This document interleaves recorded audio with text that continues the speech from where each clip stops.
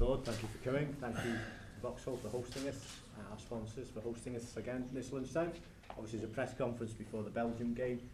We'll take the usual now, and then Chris will do one-to-one interviews following the normal press conference. So, who wants to go first? Chris, glad to have James Chester, Paul Dummett, and Adam Matthews back. Yeah, positives. On the back of obviously the Israel camp, which was a great performance, and obviously more importantly the 3 points. It's nice then to bring back players of that calibre. So it'll be good. Difficult for James because the disappointment of relegation with Hull.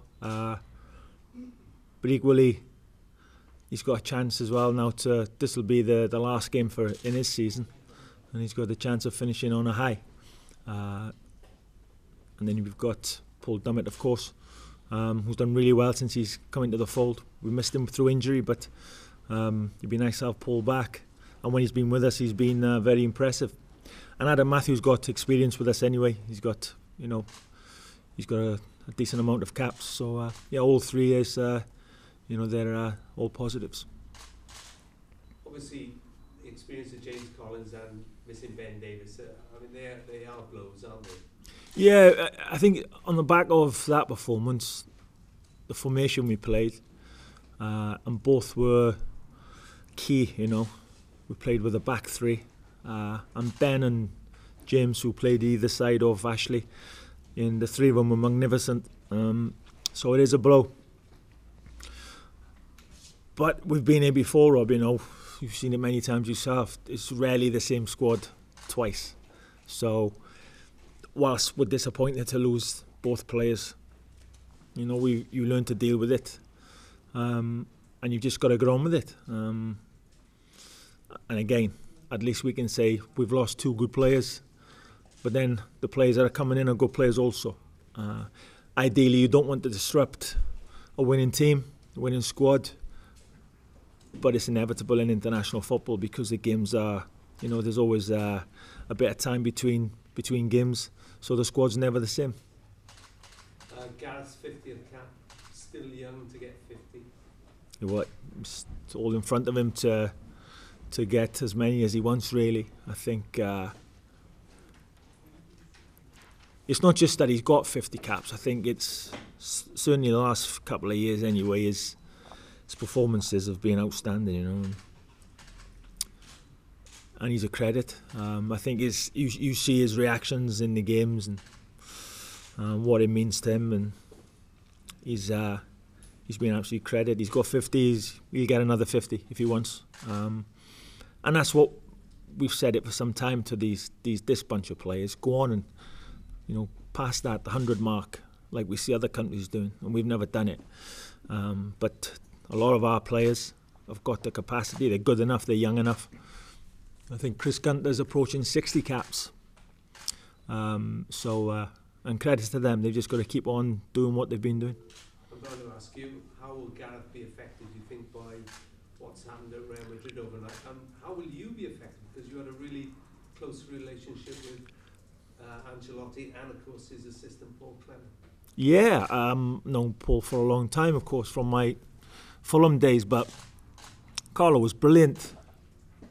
The medical team at Madrid were brilliant. So there's no complaints from me or us. It's a shame for Carlo. I think he's a great manager. And when you manage at Real Madrid, of course, you know the dangers. You've got to win something, and I'm sure Carlo knows that himself. But I know Rafa also. So, and a good thing is another trip to Madrid for me to have a few days with Rafa and make sure that he's comfortable with us. So I got that to look forward to. I haven't got. Look, it was a tough season for Madrid, and Bailey's the most expensive player in the world. And whilst he was getting criticised, I watched nearly every game for Madrid. I was watching Benzema and Ronaldo and Isco and James, and all having tough times, But everybody wants to talk about Bailey. Listen, he's a man, Gareth. He'll cope with that. He'll be better for it, tougher.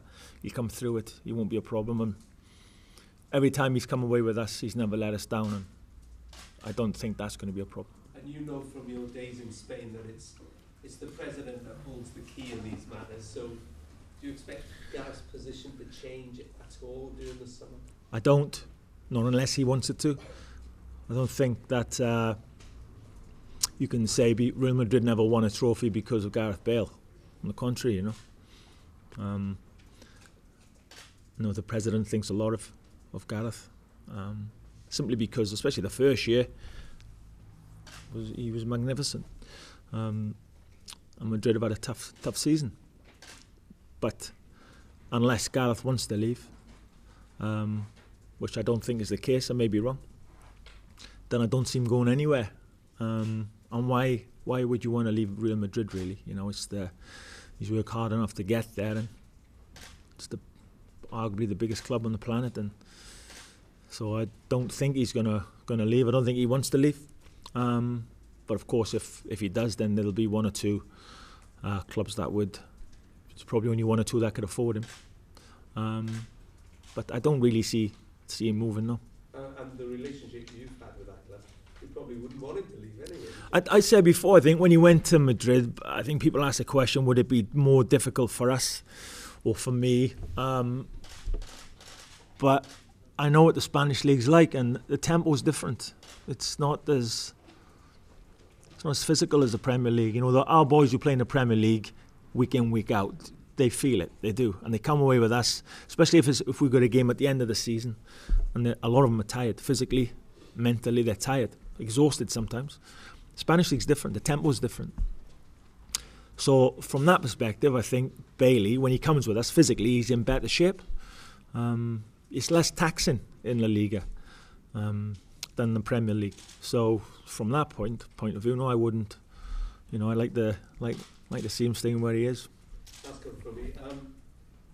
How does the 2 weeks affect you and the break, particularly the championship players have had? For you, 2 weeks with their players is a big luxury, I know, but what about the championship players who haven't played for weeks? How will they cope? They'll have to cope. There's no come what may, on the 12th, there will be no excuses from me or us. We've known this game has been coming for a long time. Hence, we chose the friendly against Holland this time last year, and people have said to me, don't play that game because, you know, your lads will be finished. I said, well, our objective is to play tournament football. That means you're going to be playing in the summer. This time next year, we're playing Belgium, so we need a game. You know, we need a run at it, and we took the Holland game, and it was beneficial. We lost, but the lads, at least we had that time of the year where we were preparing against a tough team, a good team, top team. Now we're playing for points. So there's no, you know, our lads have known for a long time this game is going to arrive. They've had programs in terms of physical work they need to be doing. So it's not when they turn up with us, we're using the first week to get them physically right. They need to be physically right from day one. Most of our work will be tactical work. So we've known this is coming, so I don't expect anybody to turn up on that first day not being physically where they should be. And more fool them if they do, because we can't play against Belgium not being 100% fit. We need to be more than that. We've got to go beyond to go and get a result and another performance. Just because the game's in the middle of June, there's no excuses. We've got to be ready for that. Do you have your heart in your mouth with Aaron playing in the cup final? 100%, yeah. Second year running for him, good for Arsenal, good for Aaron. But it'll be like that, you know. It's always that weekend before we get together that we're all looking at results and does anybody get injured or so. That'll be no different. You know, we're only worrying about one player, obviously. But you know, hopefully he'll come through it, and I'm sure he will. And it's the FA Cup final at the end of the day, and it's one of the biggest games to be involved in. So wish him good luck, but as long as he comes through it. You manage things differently physically with the squad given the end of the season, and just talk about the gap and things change over the next couple of weeks? No, listen, it's what we said to the players, that Belgium won't be going into the game thinking it's the 12th of June. So the physical demands are different. They're exactly the same. Belgium are meeting up this week, as I understand. So, no. There's no... if you want to be a successful international team, it means you playing football through the summer in one tournament or another. So, and listen, you get enough holidays when you retire. And playing lasts. You know, I look back on my playing days, it went like that. You never think it's going to end, but it does. It goes quickly, so you make the most of it. So, 12th of June is another game for us. Wouldn't matter when it is. The physical demands will be the same, and our players physically need to be at that level to cope with that. I'm sure you've looked back on the first half of the campaign, your coaching staff, and assessed not only highs but the areas you want to catch up on as well. Going into the second half, what have you learned, and do you need to tweak much, or is it a case of just letting this momentum? No, I think if you look at us from the first game against Andorra to the last game against Israel, we've probably played half a dozen different formations. We played 3 different formations in one game to get a result. So we're always looking to tweak it. We're always looking to push a bit more. We're never comfortable with what we've achieved. We're always looking to progress. So I may tweak it again before Belgium. I may tweak it during the game. Probably will, depending on how the game's going. But we're never at the stage where we can just go, we're here now, look how well we've done, now we can take our foot off the gas.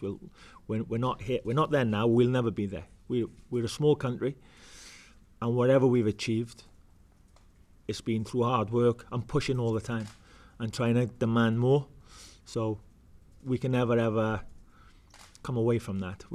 That's what's given us the last couple of years have been fruitful, been good, but we're still on a journey. You know, we're not there yet. We have a long way to go, in fact, and a lot of hard work to be done. So this game will be no different. Suggestions in the week that Tyler Roberts maybe in or around your squad, not on the list. What's his involvement where? Yeah, we've got 3 or 4 the younger players who will join us in the first week. Give them a little taste of what it's all about. Helps us in terms of our training numbers. I quite like doing that, just, you know, to give some of the younger lads who have been doing well a taste of what could be around the corner for them if they work hard enough and they're good enough. And younger players always add a tempo to the training because they're full of enthusiasm. So it's good for the lads who are going to help us in that first week. They've earned it, they'll enjoy it. It'll be good for us because it'll boost our numbers. That's very much just an experience thing, obviously not involved in any way. In the second week, no. Ideally, no. We've got young Harry Wilson's involved in the first week, and he's already made his debut when our squad was decimated, you know. So Harry made his debut and done very well, and he's been doing well this season with Liverpool, done well with our younger teams, and it's just to give him another little taste of the environment and the training, and he deserved that. So, but in the second week, obviously, then that squad will be 23, and the younger players won't be involved in that. It's interesting because you said on numerous occasions that your squad have now been together for a long time. Players have, for their years, an exceptional number of caps in some cases. Is this the result of that? Is this you planning for a few years down the line? We have to, you know. We don't have a huge abundance of, we don't have a lot of numbers, really. Like I said earlier, we're a small nation. So what we've got the players that are ready, and what we've got the players who may be ready, we need to look after, and we need to make sure they're going to be ready. And when they do get a chance, they've had a little bit of experience one way or the other. So we just got to make sure we look after them all, you know. And that's with the younger players as well. It's not just them. It's speaking with their parents and their teachers, because they're all involved. You know, these years for them, next 3, 4, 5 years, are really important because they haven't made it yet. You know, young players who leave school, they become an apprentice or an academy player. They get a first contract, maybe even they're 20, 21. They still haven't made it. You know, that's a real tough time for them, and that's sometimes it's make or break. And we've got to make sure that what we've got, we look after and try to give them the best chance they've got, because these next years for these players are important. And they can't take their eye off the ball. They can never think, okay, I'm here now. You know, that the hard work's done. It's never done. So it's really important years for them. Last for me, going back to Real and Gareth's situation and the changes there, clearly the relationship has worked in the past couple of years. How much is that down to you and the opposite number, whoever that is for years to come in Madrid, and how much is that Real Madrid deciding that he can or can't? How much do you rely on the manager? I think, in fairness to us, Real Madrid, the medical team at Real Madrid and the medical team for Wales, my medical team, and it's not just Real Madrid, we do the same with every player and every club. All the clubs have a full rundown of our training sessions, physical output, how well the players have slept, what moods they've been in, what they've been eating. We give them everything that we do, so they can not relax, but they know exactly what's going on with their, because the players don't belong to us. We know that. We're bothering them, aren't we? They're not our players. They belong to the clubs. So, you know, we've this duty of care, and we need to look after them. I think if the clubs trust you when the players are with you, then that's, you know, that goes a long way to you keep on getting the players then, because you look after them. We don't take chances with players. We don't play them if they're injured. We don't say we'd only play them 45 minutes, then we play them 90. We made sure we've done it right. So the relationships with the medical teams are very important, and our medical team's fantastic. And they're diligent. They make sure that everything's written down and given to the clubs. So there's no grey areas. But when the player goes back, the clubs know exactly what's happened. If there's an injury, when it occurred, how it occurred, and that's how you gain trust. And it's only when you break that trust, and we've never done that, and we've no intentions of course, that's when you get a problem. So it's not just Real Madrid. I've never had any problems really with our players and their clubs. You get one or two little scrapes, if you like. That's always going to happen. But on the whole, you know, touch wood, we've had great relationships with most of the clubs. That's great. Yeah.